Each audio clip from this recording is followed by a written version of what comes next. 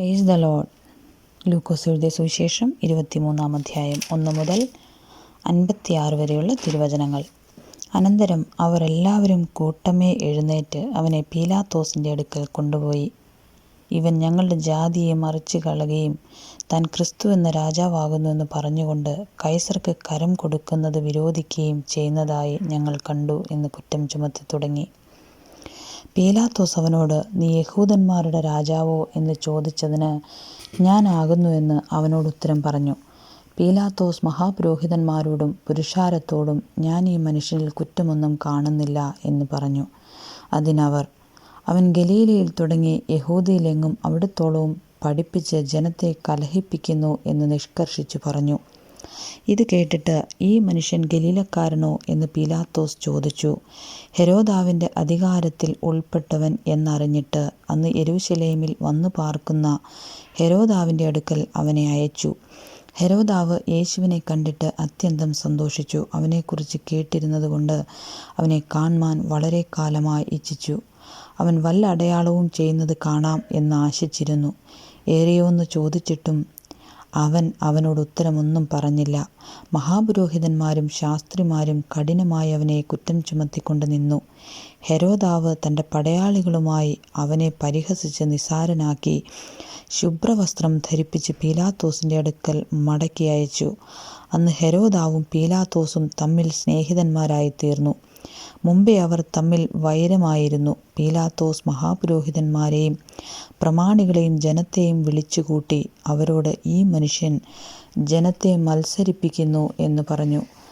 നിങ്ങൾ അവനെ എൻ്റെ അടുക്കൽ കൊണ്ടുവന്നുവല്ലോ. ഞാനോ നിങ്ങളുടെ മുമ്പാകെ വിസ്തരിച്ചിട്ടും നിങ്ങൾ ചുമത്തിയ കുറ്റം ഒന്നും ഇവനിൽ കണ്ടില്ല, ഹെരോദാവും കണ്ടില്ല. അവൻ അവനെ നമ്മുടെ അടുക്കൽ മടക്കി അയച്ചുവല്ലോ. ഇവൻ മരണയോഗ്യമായതൊന്നും പ്രവർത്തിച്ചിട്ടില്ല, സ്പഷ്ടം. അതുകൊണ്ട് ഞാൻ അവനെ അടിപ്പിച്ച് വിട്ടയക്കും എന്ന് പറഞ്ഞു. ഇവനെ നീക്കിക്കളക, ബറബാസിനെ വിട്ടുതരിക എന്നെല്ലാവരും കൂടെ നിലവിളിച്ചു. ഉത്സവം തോറും ഒരുത്തനെ വിട്ടുകൊടുക്ക പതിവായിരുന്നു. അവനോ നഗരത്തിലുണ്ടായ ഒരു കലഹവും കൊലയും ഹേതുവായി തടവിലായവൻ ആയിരുന്നു. പീലാത്തോസ് യേശുവിനെ വിടുവിപ്പാൻ ഇച്ഛിച്ചിട്ട് പിന്നെയും അവരോട് വിളിച്ചു പറഞ്ഞു. അവരോ, അവനെ ക്രൂശിക്ക, ക്രൂശിക്ക എന്ന് എതിരെ നിലവിളിച്ചു. അവൻ മൂന്നാമതും അവരോട്, അവൻ ചെയ്ത ദോഷമെന്ത്? മരണയോഗ്യമായതൊന്നും അവനിൽ കണ്ടില്ല. അതുകൊണ്ട് ഞാൻ അവനെ അടിപ്പിച്ച് വിട്ടയക്കും എന്ന് പറഞ്ഞു. അവരോ അവനെ ക്രൂശിക്കേണ്ടതിന് ഉറക്കെ മുട്ടിച്ച് ചോദിച്ചു. അവരുടെ നിലവിളി ഫലിച്ചു. അവരുടെ അപേക്ഷ പോലെ ആകട്ടെ എന്ന് പീലാത്തോസ് വിധിച്ചു. കലഹവും കൊലയും ഹേതുവായി തടവിലായവനെ അവരുടെ അപേക്ഷ പോലെ വിട്ടുകൊടുക്കുകയും യേശുവിനെ അവരുടെ ഇഷ്ടത്തിന് ഏൽപ്പിക്കുകയും ചെയ്തു. അവനെ കൊണ്ടുപോകുമ്പോൾ വയലിൽ നിന്ന് വരുന്ന ശീമോൻ എന്ന ഒരു കുറേനക്കാരനെ അവർ പിടിച്ചു ക്രൂശ് ചുമപ്പിച്ച് യേശുവിൻ്റെ പിന്നാലെ നടക്കുമാറാക്കി.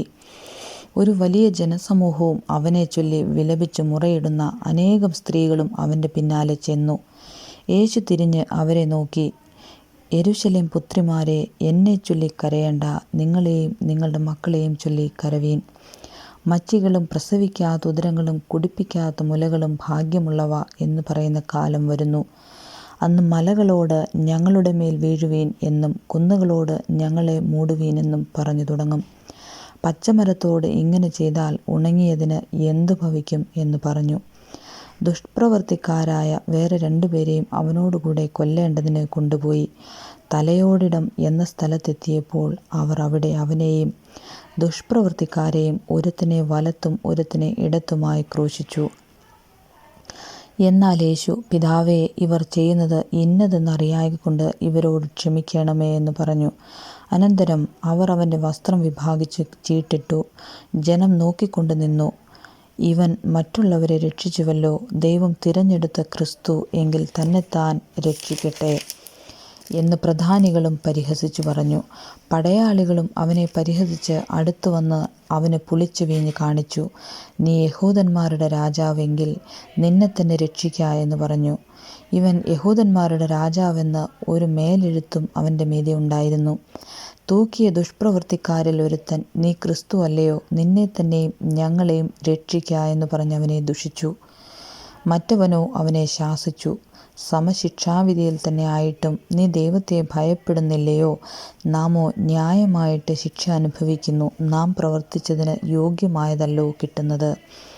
ഇവനോ അരുതാത്തതൊന്നും ചെയ്തിട്ടില്ല എന്ന് പറഞ്ഞു. പിന്നെ അവൻ, യേശുവേ, നീ രാജ്യത്വം പ്രാപിച്ചു വരുമ്പോൾ എന്നെ ഓർത്തുകൊള്ളണമേ എന്ന് പറഞ്ഞു. യേശു അവനോട്, ഇന്ന് നീ എന്നോടുകൂടെ പറുദീസയിലിരിക്കും എന്ന് ഞാൻ സത്യമായി നിന്നോട് പറയുന്നു എന്ന് പറഞ്ഞ്. ഏകദേശം 6 മണി നേരമായപ്പോൾ സൂര്യൻ ഇരുണ്ടുപോയിട്ട് 9 മണിവരെ ദേശത്തൊക്കെയും അന്ധകാരമുണ്ടായി. ദൈവമന്ദിരത്തിലെ തിരശ്ശീല നടുവേ ചീന്തിപ്പോയി. യേശു അത്യുച്ചത്തിൽ, പിതാവേ, ഞാൻ എൻ്റെ ആത്മാവിനെ തൃക്കൈയിലേൽപ്പിക്കുന്നു എന്ന് നിലവിളിച്ചു പറഞ്ഞു. ഇത് പറഞ്ഞിട്ട് പ്രാണനെ വിട്ടു. ഈ സംഭവിച്ച ശതാധിപൻ കണ്ടിട്ട്, ഈ മനുഷ്യൻ വാസ്തവമായി നീതിമാനായിരുന്നു എന്ന് പറഞ്ഞു. ദൈവത്തെ മഹത്വപ്പെടുത്തി. കാൺമാൻ കൂടി വന്ന പുരുഷാരമൊക്കെയും സംഭവിച്ചത് കണ്ടിട്ട് മാറത്തടിച്ചുകൊണ്ട് മടങ്ങിപ്പോയി. അവൻ്റെ പരിചയക്കാർ എല്ലാവരും ഗലീലയിൽ നിന്ന് അവനെ അനുഗമിച്ച സ്ത്രീകളും ഇത് നോക്കിക്കൊണ്ട് ദൂരത്ത് നിന്നു. അരിമത്യ എന്നൊരു യഹൂദ്യ പട്ടണക്കാരനായി നല്ലവനും നീതിമാനും ദൈവരാജ്യത്തെ കാത്തിരുന്നവനുമായ യോസേഫ് എന്നൊരു മന്ത്രി, അവൻ അവരുടെ ആലോചനയ്ക്കും പ്രവൃത്തിക്കും അനുകൂലമല്ലായിരുന്നു, പീലാത്തോസിൻ്റെ അടുക്കൽ ചെന്ന് യേശുവിൻ്റെ ശരീരം ചോദിച്ചു. അത് ഇറക്കി ഒരു ശീലയിൽ പൊതിഞ്ഞു, പാറയിൽ വെട്ടിയിരുന്നതും ആരെയും ഒരിക്കലും വെച്ചിട്ടില്ലാത്തതുമായ കല്ലറയിൽ വെച്ചു. അന്ന് ഒരുക്കനാളായിരുന്നു. ശബ്ബത്തും ആരംഭിച്ചു. ഗലീലയിൽ നിന്ന് അവനോട് കൂടെ പോന്ന സ്ത്രീകളും പിന്നാലെ ചെന്ന് കല്ലറയും അവൻ്റെ ശരീരം വെച്ച വിധയും കണ്ടിട്ട് മടങ്ങിപ്പോയി. സുഗന്ധവർഗവും പരിമളതലവും ഒരുക്കി കൽപ്പന അനുസരിച്ച് ശബ്ബത്തിൽ സ്വസ്ഥമായിരുന്നു. ആമേൻ.